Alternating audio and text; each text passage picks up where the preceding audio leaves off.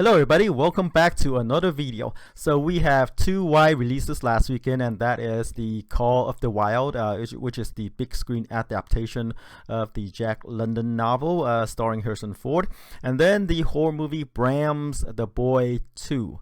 It is a sequel to a you probably haven't heard of it. It's a movie called The Boy. It did really well, so that's why we are seeing a sequel right now. Let's see how those two movies did at the box office. Alright, so let's jump right into the top 10. So coming in at number 1 is Sonic the Hedgehog. This is a movie that is, I guess, surprised me. A movie that I thought wouldn't be able to resurrect from its bad first impression. The trailer with the, I guess, the outrageous look that scared everybody. With Sonic with the bad teeth and all. And, credit to Paramount Pictures, they went back and redid the model for Sonic the Hedgehog, and it came out really well. So this is the movie that I said could probably open somewhere in the 10 to 20 million range, because I didn't believe that it could come back from the terrible first impression of that first trailer, and then the subsequent trailer I guess convinced people otherwise. And remember, this is a children's movie that's targeted toward the kids. It stars Jim Carrey, Ben Schwartz, and James Marsden. They're all in here. And Jeff Fowler directs. Probably won't sway you either way who the director is. This is Fowler's first feature film, I guess, because he's cheap. Reviews wise, I didn't expect this movie to review well, but it reviewed actually relatively well, right? 63% on the tomato meter and a cinema score. Like I said, 15 to 20 million, but it opened to 58 million. Way better than my projection there. I mean, I guess like the industry estimates were having it lower as well, in the 40s, until the Friday figure came out and it overperformed, right? All right, so in the second weekend, this movie dropped about 55%. It pulled in 26.3 million. The drop off is not terrible. You expect a movie that to have a drop off in the high 50s to high 60s if it's more front loaded, right? But this is it opened to 50 plus million, nearly 60 million, and it only had around 55 million drop off, so which is actually pretty good. I mean, the budget for this movie is about 95 million, so I guess Paramount Pictures dodged a bullet there. Let's see its domestic gross so far. Domestic gross is about 107 million, and overseas it pulled in an additional about 97 million for a worldwide total of 203 million. So it's getting there, right? Overseas, I don't know how wide it opened overseas, but Sonic the Hedgehog is a well-known video game character. This character has games in a couple of console generations as well as on the PC. So there are a lot of people, or who are familiar with this purple hedgehog, and and there's also the cartoon show as well. So that plays into this. So it depends on how well it does theatrically, domestically, and overseas, right? We might see a sequel, because I guess the budget some had it at 85 million, but that could be like before the redo of the special effects. I believe after the redo it could be 95 million plus. I tend to go higher, estimate higher. So that's Sonic the Hedgehog, a movie that I guess surprised everybody at the box office, and it actually survived the horrible first impression of that trailer. All right, let's move on to number 2, which is one of the new releases last weekend. That is The Call of the Wild. The live action CGI movie. That's based on the Jack London novel. In its first weekend, it pulled in about. In its first opening weekend, it pulled in about 25 million, 24.8. These are estimate numbers, by the way. And I said this movie could probably open to 25 million, and I was pretty spot on right there. Reviews wise, it's actually decent, 62% on the tomato meter, A- cinema score. So the audience who saw it liked it, right? Budget for this movie is kind of high due to the special effects, right? 135 million. The opening is okay, right? But then you have to see how it does overseas. Let's see how it did overseas. Overseas, it pulled in an additional 15.4 million for a worldwide total of 40.2 million. Yeah, so it's not off to a good start overseas, but I suspect that it hasn't opened that wide overseas yet. And domestically, I think Fox want this movie to open higher, maybe in the 40s or so due to the high budget. But we will see what happens, because remember, there's the second largest theatrical market is in China right now, and what's going on right there? The coronavirus. They shut down cities.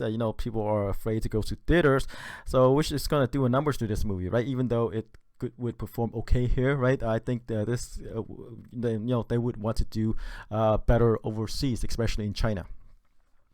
All right, so we'll keep an eye on the Call of the Wild. But so far, it's not performing as well as Fox had hoped. All right, number 3 is Birds of Prey. This is a spin-off that's focused on Margot Robbie's Harley Quinn character. Well reviewed, 78% on the Tomato Meter, B+ cinema score. But for some reason, people just didn't turn out for this one. Because you expect that it would get a bump from Suicide Squad, right? That movie was well received, well reviewed, and then from the other movie as well with Aquaman, Joker, and I guess you expect that the halo effect from these other movies would translate, would translate to a bigger box office, a bigger opening for Birds of Prey, but it didn't, right? This movie just only opened to 33 million. I thought it could open 120 million pretty much. I said because it is a superhero movie, and that the halo effect from the other DC movies would help carry this one to a higher opening, to a higher box office as well. But didn't happen. So in its third weekend, Birds of Prey dropped 60%, nearly 60%, 59.2% on Box Office Mojo. But then again, these are estimates, by the way. It could be higher or lower. But nearly 60% in its third weekend for 2.7 million. So it's dropping off fast at the box office for Birds of Prey. Domestic growth so far is 72.5 million, and an additional 101 million overseas for a worldwide total of 173 million. Luckily, the budget for this movie is only about 85 million, so it's kind of like broke even at the worldwide box office already. But again, right, there's this virus scare over in China, which I think make up a big bulk of this of the worldwide box office. So a lot of movies are going to be in trouble because it counts on the overseas market, especially in China. And Birds of Prey is one of these movies that is taking a hit. All right, number 4 is the other new releases last weekend. That is Brahms, The Boys 2. In its opening weekend, it pulled in about 5.9 million. I was pretty close there. I said it could probably put in 3 to 5 million in its opening weekend. It's on the higher end of my projection, some nearly 6 million, right? Terrible reviews, poorly reviewed, and 9% on the Tomato Meter. When I previewed the movie on the Monday podcast, last Monday podcast, it was at 6%, so it actually went up. So, and a C- cinema score. So horror fans are not enthused about this movie. 5.9 million opening for a terribly reviewed horror movie. Like I said, this movie was pretty much a creepy doll movie, creepy boy movie, haunted house movie, combined all three. And the only, I guess, notable thing about this movie is that it's actually based on a sequel to The Boy, generically titled The Boy, which did really well when it opened in 2016, right? It was a $10 million movie. It opened to 10 million, went on to gross 35 million domestically and 74 million, nearly 75 million worldwide, and that's why the sequel is here. And the biggest name in this movie is Katie Holmes, aka formerly Mrs. Tom Cruise, right? So 5.9 million opening. Expect huge drop off in the second weekend, even though it didn't open that high, but still it's going to be in the high 50s to 60 second weekend. All right, number 5 is Bad Boys for Life. It's the third Bad Boys movie, and in its sixth weekend, it pulled in about 5.9 million. Drop off is nearly 50% from the previous weekend. And let's see where the domestic gross for this movie so far. Domestic gross is 191 million, nearing the 200 million mark, right? And then overseas, it pulled in an additional 200 million for a worldwide total of 391 million. Budget for this movie is around 90 million, so the 390 million plus return is actually pretty good, and good news for fans of the series. They're continuing the development of Bad Boys 4. I don't know when that one is coming out, but they have to be happy with the performance of Bad Boys for Life. All right, number 6 is the Sam Mendes World War I movie, 1917. In its ninth weekend, it pulled in a 4.4 million, drop off of about 46% from the previous weekend. This is a movie that kind of got its Oscar bump, right? I mean, it didn't win Best Picture, but it won the previous award show, like the BAFTA, the various critics award, Golden Globes, I believe, as well.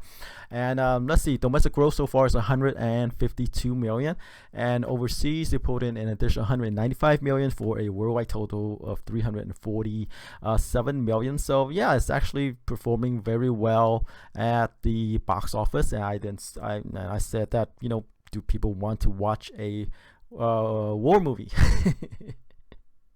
But these things come in cycles, right? They come and go. And this one's directed by Sam Mendes. It's actually very well reviewed, as evidenced by the previous award wins. Not best pick, not at the Oscars, but the previous awards like BAFTA and Golden Globes, right? So yeah, it did really well reviewed, 89% on the tomato meter, A- cinema score.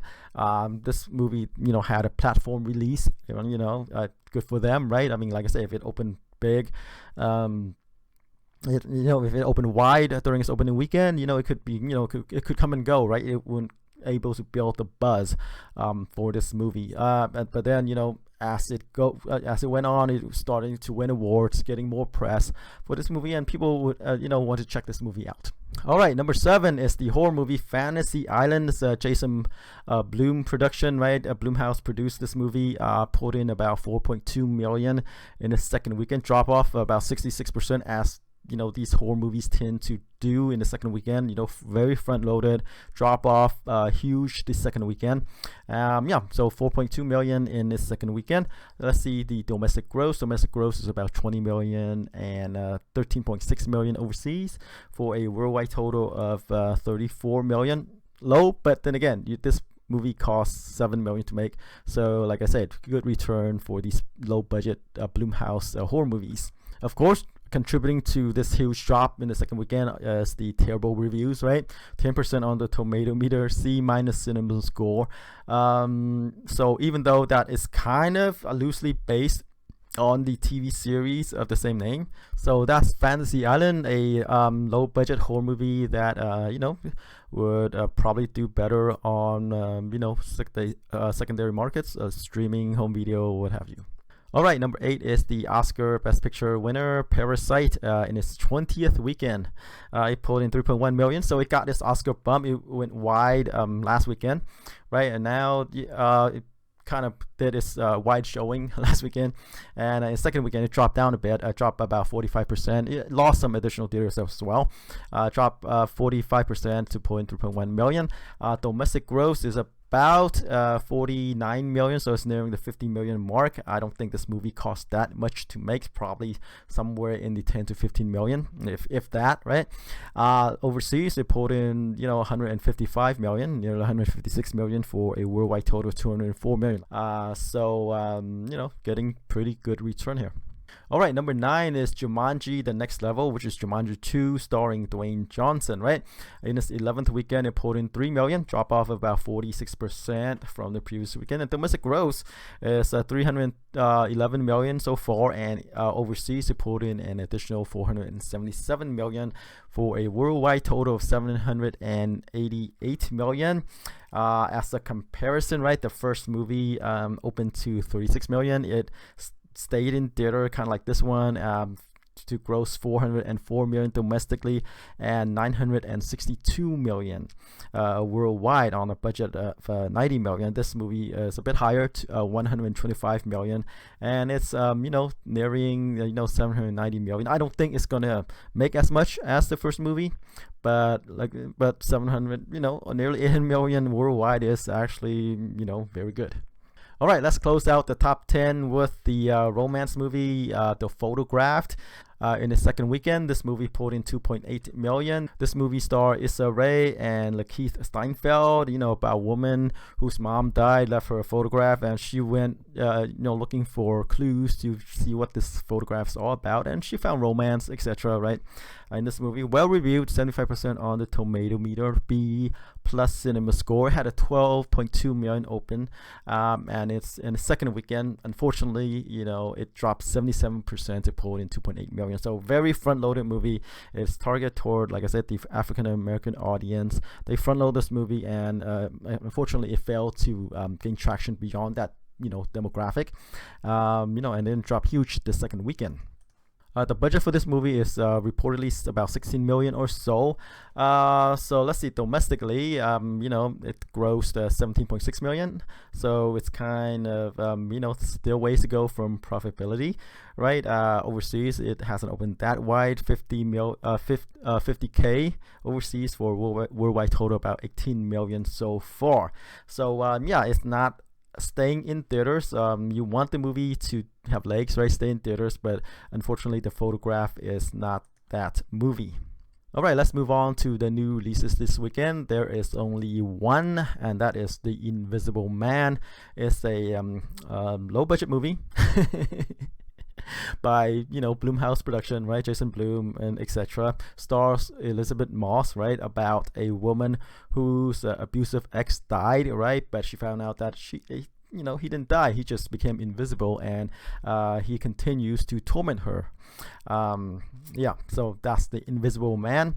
No reviews yet on Rotten Tomatoes, but I wouldn't expect this movie to be well reviewed, since I guess like these movies that sort of review proof, Blumhouse production, they make cheap horror movies, and like I said, they actually did pretty and they actually do pretty well at the box office. Given that, right, how well will this movie do? I think this movie is actually going to outperform, because the concept is one that is actually well received. There's this high budget The Invisible Man movie starring Kevin Bacon, right, and Elizabeth Shue, I believe. This one stars Elizabeth Moss. I think this movie could probably open somewhere in the I guess like 15 million-ish range this weekend. Like I say, this concept is probably well received, and I see potential in this movie. All right, so that's all I have for you this week. Tune in next time. Until then, take care. Bye bye.